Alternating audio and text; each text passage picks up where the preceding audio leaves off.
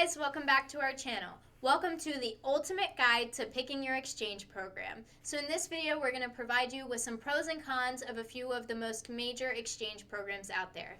Just a disclaimer before we get into the video that I am not being paid by any of these organizations. I do not represent any of them, and there's no tea, no shade to any of these organizations. They're all great and very reputable, but this is just based on my own research. Please don't sue me. Let's get into the video. And if you're new here, subscribe to our channel and drop us a like.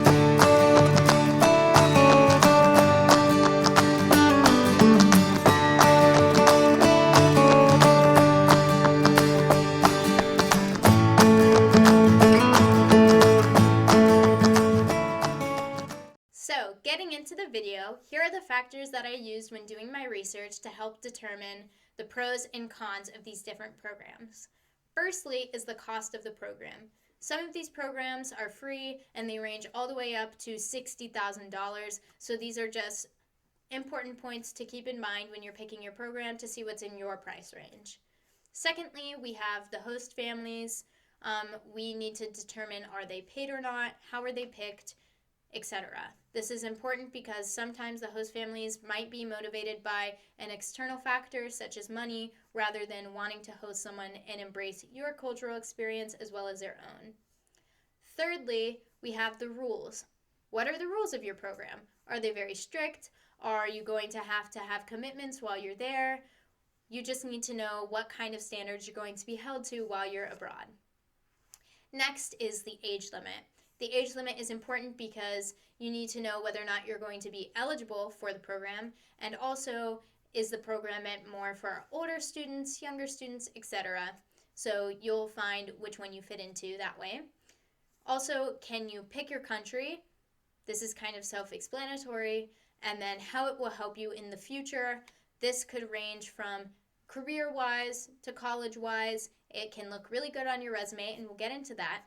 And lastly, any other factors involved, some miscellaneous factors we will explain as well. Just so you guys know, you can apply to as many or as few as these programs as you would like, just in case you don't get into one, so you have a couple options, etc. Make sure you research all of these in advance so that you can apply well in advance and make sure you still have time to complete high school. So the first organization I'm going to be telling you about is Rotary Youth Exchange.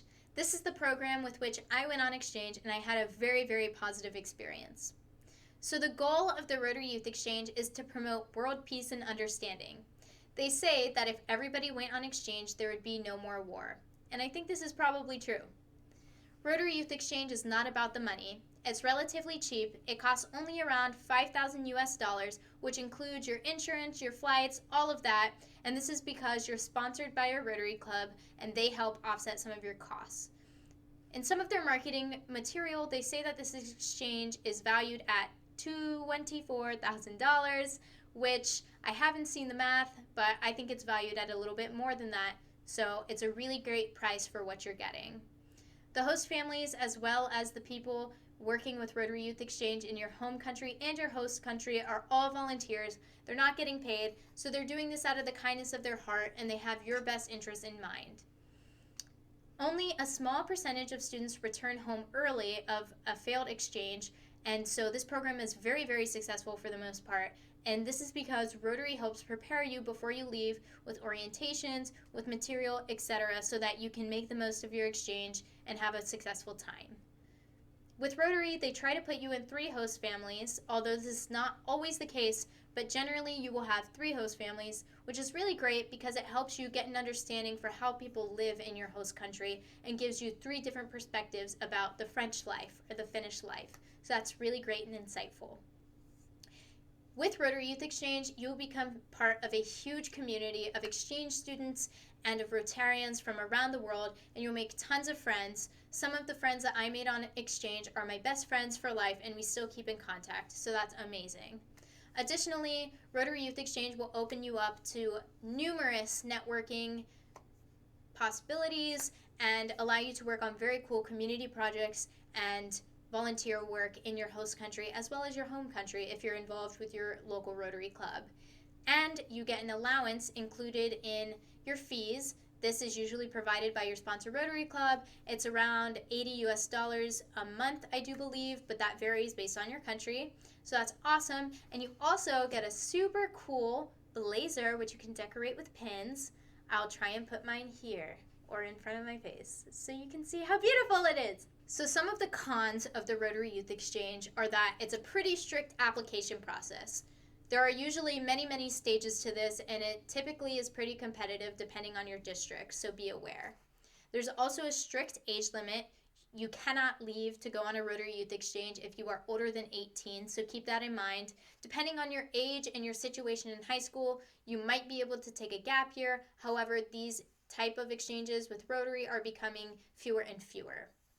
Also, there are pretty strict rules. Depending on your district and your host family, these might be enforced more or less.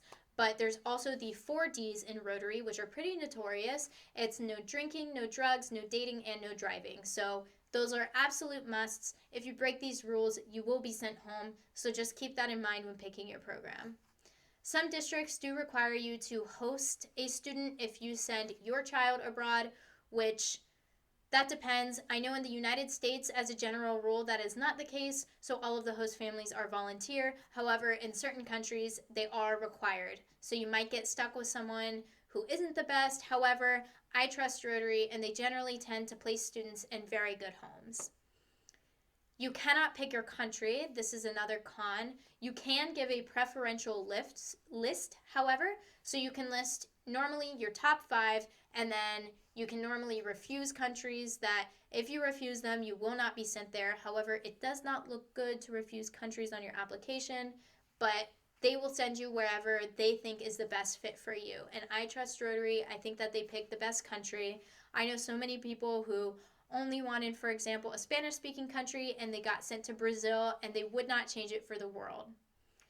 So, additionally, you don't get any say in where in the country you're going to go, so that's not the best. However, even if you're in the countryside of Brazil, I think you're going to have the best time, and it is a lot of commitment. It's generally a 3-year commitment because you have the application year, then you have your exchange year, and then you have the year after you've returned as a rebound year, which is really important. And you're probably going to be expected to give presentations and do work at your local sponsor Rotary Club and host Rotary Club. And the last con is that your blazer gets really heavy with all of your super cool pins. So the next organization I'm going to be telling you about is AFS. A as in apple, F as in food, S as in school. So the pros for this program are it's also a very big program like Rotary Youth Exchange. And there's a large network of alumni from this program and everything. So you inherently make friends with other people on the same program as you, which is really great. Also, there are 90 country choices, which is huge, and you get to pick your country. So out of those 90, you get to pick if you want to go to Thailand, and you can apply directly to that country, and if you're accepted, you know exactly where you're going. Additionally, they offer both short-term and long-term exchanges, so you can choose if you want to be in your host country for just a semester or a full academic year, which is really great. They are also a nonprofit organization, and the host families are not paid, which is really awesome. So now for the cons of the AFS program are you only have one host family, so although they're not paid, you only get one outlook on the French life or your host country's life, which is really great because you can get to know really well your one host family. However, you're going to be limited in the scope of things you get to experience.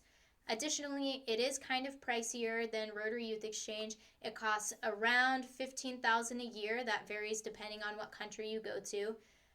However, I believe there is this price difference because Rotary is offset by the sponsor clubs, but nevertheless, it is about $10,000 more dollars. And they do have rules that I believe are similar to those of Rotary. However, I don't think they're as strict, but that's not to say that you can just go underage drinking and doing all these things. No, you still have to follow the rules. So the next program I'm going to be telling you about is NSLI, N-S-L-I, or the National Security Language Initiative, and other government programs. So I'm sorry, but these are just applicable to United States students. So the good thing about NSLI and other programs sponsored by the government is that they are free. You pay nothing and the government pays for the entire exchange, so that's really great. You only have to pay for things that you need in country. Also, they offer you with free language camp and resources to help learn your language and acclimate to your host country. Additionally, it looks super good on your resume, so do a lot of these other programs, but especially NISLE, and you apply to the specific country. So if you want to go to South Korea, once you get accepted, you've applied to that country specifically, so you know exactly where you're going. So again, just like AFS, you have control over where you're going if you're accepted. Additionally, this is a very, very trustworthy program, and it has a great purpose, and you also give a great positive image to your host country, so it's free PR for the United States, which is awesome. There are also a ton of other free government programs like NISLE. If you'd like more information on that, drop a comment and we can make a whole video on that. But there are tons just like NISLE. NISLE is just one of the more well-known programs. So now the cons of the NISLE program are it's very hard to get into. It's a very extensive application process. There are background checks, interviews, etc. because it is sponsored by the government. But keep that in mind. There are also very strict rules. Since it is sponsored by the government, these are probably going to be more heavily enforced than programs such as Rotary and AFS. And there aren't as many country choices as, say, AFS or Rotary. However, I'm pretty sure NISLE has about 4 or 5 countries you can apply to, but the other government programs also offer a different variety of countries, so look into those if NISLE doesn't fit what you're looking for. So the next program I'm going to tell you about is YFU, or Youth for Understanding. This program has so many different options. They offer high school exchanges, gap year exchanges, and college options. So no matter what age you're at, you can find something that's applicable to you. They also offer summer programs, so should you not be available during the academic year, you can opt and apply for a summer program or summer exchange, which is really great if you have any kind of time conflict. Also, there are so many country choices. You can go on YFU's website and take a look. Almost any country imaginable you could do an exchange to or from. They also have special programs for art, music, film, theater, sports, etc. So if you're looking for a niche program, take a look at what YFU has to offer. Additionally, it's not just a program that goes out from the United States. They have YFU all around the world, so take a look to make sure they have it in your host country, but chances are they do.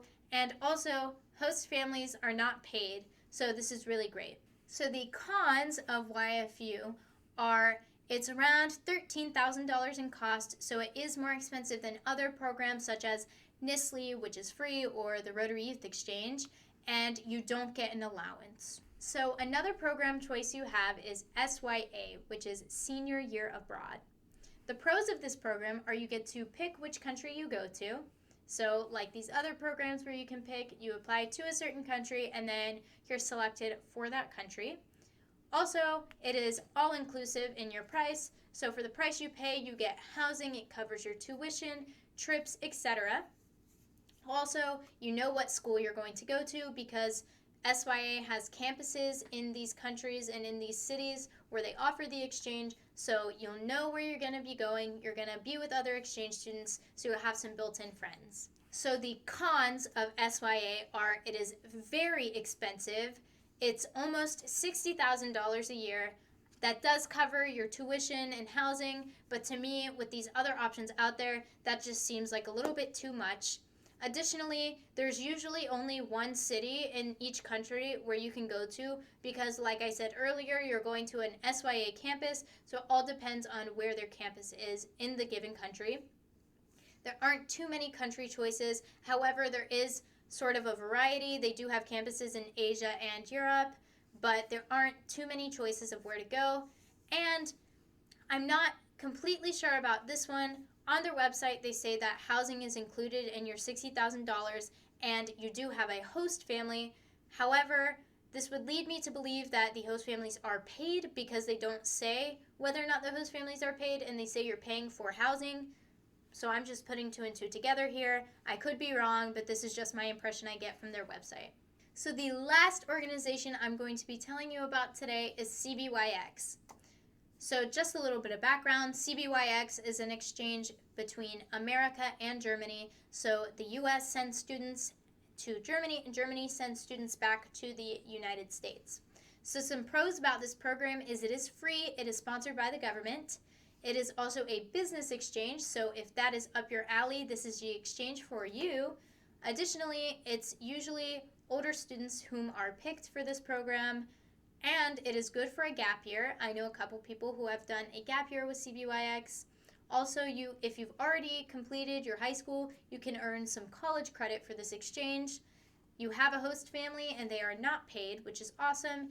And CBYX provides to you orientations as well as a language camp to help you get acclimated to Germany. So the cons of the CBYX program are it only goes to Germany. The exchange is only between Germany and the United States, so it is a pretty limited scope. I don't think it's very good for people who are just starting in high school because it is very rigorous.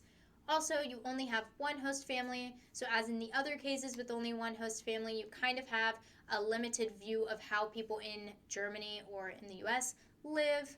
And it is very, very intensive, the application process, because it is very selective. So the chances are slim that you will be picked because they only pick a few people per year. However, I definitely encourage you to still apply if you think this program is right for you.